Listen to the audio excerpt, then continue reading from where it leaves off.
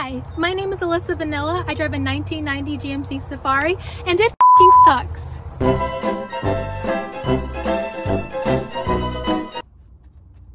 Sorry that my bed is only half made, but if you guys were my real friends, you would come over even when my room is messy. First, who wants to guess what the 12th decimal of pi is? And also, if having a 30-plus-year-old van is worth it. Show of hands. I will tell you, as somebody who owns one, I can't say. What I can say is Miss Stevie Ray van here has been a pain in the ass. And I say that with love. So Todd's balls, it's summertime, and I no longer have AC in this van. It just blows hot air, which is cool because I don't even need AC. I like getting a migraine every time I drive in this oven on wheels for more than 5 minutes. Super annoying right now because it's way too windy to film outside, but it's so hot sitting in here with all the windows rolled up because the wind noise would be too much. Classic Alyssa Vanilla with the toilet paper dabs. So I took Stevie in for inspection for an AC check. It is summer. They told me that the compressor was leaking and that it would cost $1,700 to fix it. Just for reference, I bought this entire van for $2,800. Now you might be saying, what did you expect? You bought a vehicle older than you with a lot of miles just because it looked cool. And you'd be correct, except when I bought the van, I literally took it to a mechanic like 3 different times, and every single time I took it for inspection because I was paranoid about having an old van, they told me that everything was fine. I replaced the serpentine belt, which was given. It was the original one, it was old. And then everything was fine, and they repeatedly told me afterwards, everything is fine. I'm glistening. I don't know if it's the van's size or maybe that it's just getting too old. So either the other mechanics missed these things, the van is just quickly deteriorating, or they're trying to get one over on a young woman who knows nothing about cars. And I mean, maybe it's a combination of all 3.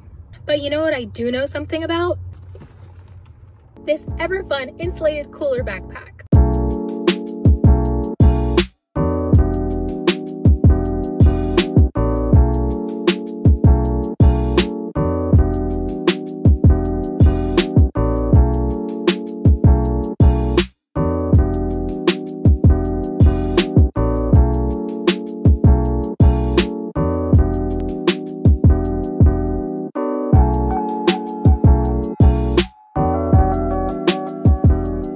Carrying around a cooler is much more convenient than carrying around an entire fridge, especially for certain adventures when I'm just going on a hike and I want to bring cold drinks. This cooler and backpack is perfect because I can carry it on my shoulders and it's not heavy at all. It's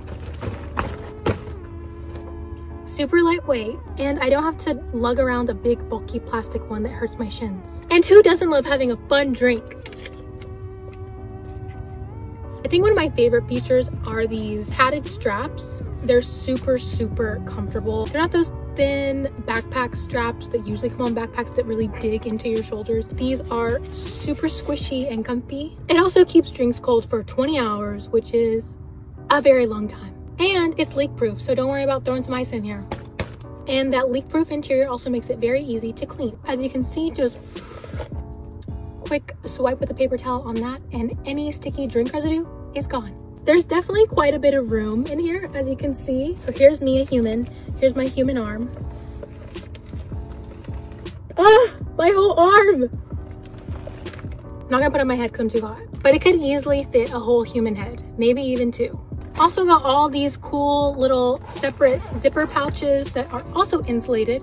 My hairbrush is in there that you can keep fun snacks in or miscellaneous, as you can see. Little drink holder here, pocket here, pocket here. It's really a nice little backpack to keep all of your things organized and also cool.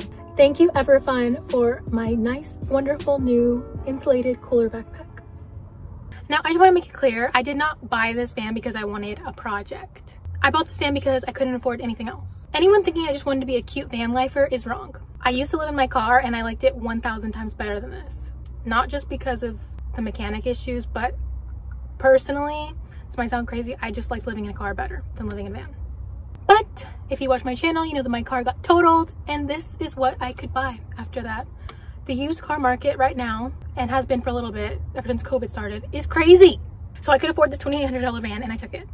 Now, I am very grateful to have even found a vehicle in my budget because it wasn't much. I was living in my car, traveling around the country. I had no backup plan. But when you get the van and it has a few issues and you think, okay, there's an issue, this is how I'm gonna fix it, this is how much it's gonna cost, bam, I'm done. But then that keeps happening over and over again. You begin to think, is this even worth it anymore? So that's the hard question I have to ask myself lately. I love traveling.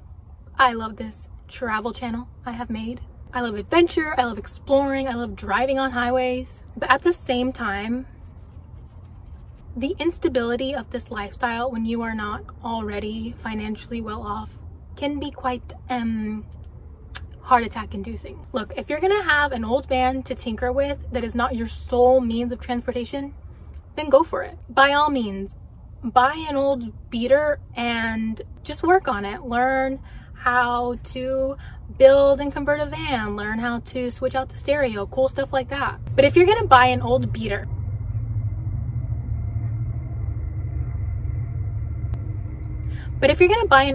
and then live your entire life in it, learn from me, kiddos. I mean, I'm making it work and I will continue to make it work like I always do. But I feel like it would be a lot less stressful if I'd had the opportunity to plan before buying this van. My car was totaled when I bought this van and I lived in my car. So I had not only no way to get around, but I had nowhere to live. I had nowhere to go. So when I saw this van was for sale, I bought it.